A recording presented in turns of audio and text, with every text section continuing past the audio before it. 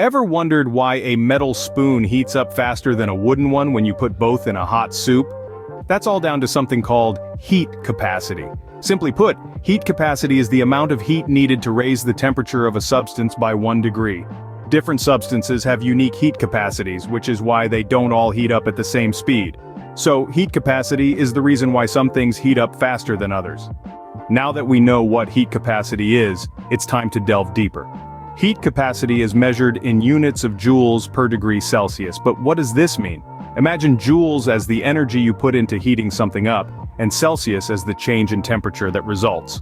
So when we talk about heat capacity, we're basically measuring how much energy it takes to change the temperature of a substance by 1 degree Celsius. Think of it like this. If you and a friend were to race up a hill, the one who needs less energy to reach the top has a lower hill climbing capacity. Similarly, a substance with a low heat capacity needs less energy, or heat, to increase its temperature. On the other hand, a substance with a high heat capacity is like a steep hill. It requires more energy to reach the top. In other words, substantial amounts of heat are needed to raise its temperature. This is why water, with its high heat capacity, takes longer to boil than other liquids. It needs more heat to increase its temperature. Conversely, metals, which have lower heat capacities, heat up and cool down quickly. The concept of heat capacity is fundamental to understanding how different substances react to heat. It's like a thermal personality profile telling us how much a substance can take the heat.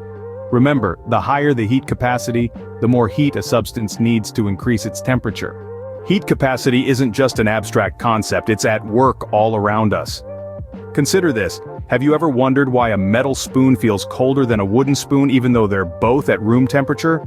This is because metal has a higher heat capacity than wood. It can absorb heat from your hand faster, making it feel colder to the touch. In contrast, wood, with its lower heat capacity, doesn't absorb heat as quickly, so it feels warmer.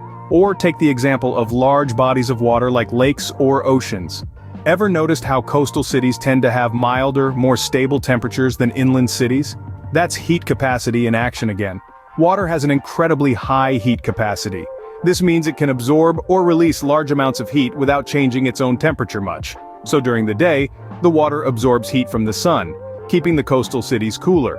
At night, it releases this heat, warming the surroundings. This moderating effect of water is a primary reason why coastal cities have less temperature extremes. Even our very own bodies are examples of heat capacity. Our bodies need to maintain a stable temperature to function properly. Our high water content helps in this, as water's high heat capacity allows our bodies to absorb or release heat without drastic changes in our internal temperature. As you can see, understanding heat capacity can help us explain many everyday phenomena. Think you've got the hang of heat capacity? It's time to put your knowledge to the test. Let's dive into a short quiz to see how well you've grasped the concepts we've been discussing. Question 1. Which has a higher heat capacity, water or sand? Take a moment to consider. If you said water, you're absolutely correct. Water can absorb more heat before its temperature rises compared to sand. Moving on to question 2. Why does a metal spoon heat up faster in a hot soup than a wooden one? This might take a bit of thought. The answer lies in the difference in heat capacity between metals and wood. Metals have a lower heat capacity than wood. This means they require less heat to increase their temperature, thus, they heat up faster. Question 3. Can you explain why coastal areas have milder climates compared to inland areas? This has everything to do with heat capacity. Seawater has a high heat capacity and can store a lot of heat during the day, releasing it slowly at night, resulting in milder temperatures. And finally, question 4.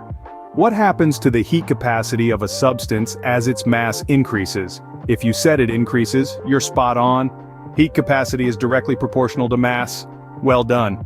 You now understand the concept of heat capacity. Keep exploring, and you'll discover even more fascinating aspects of our world.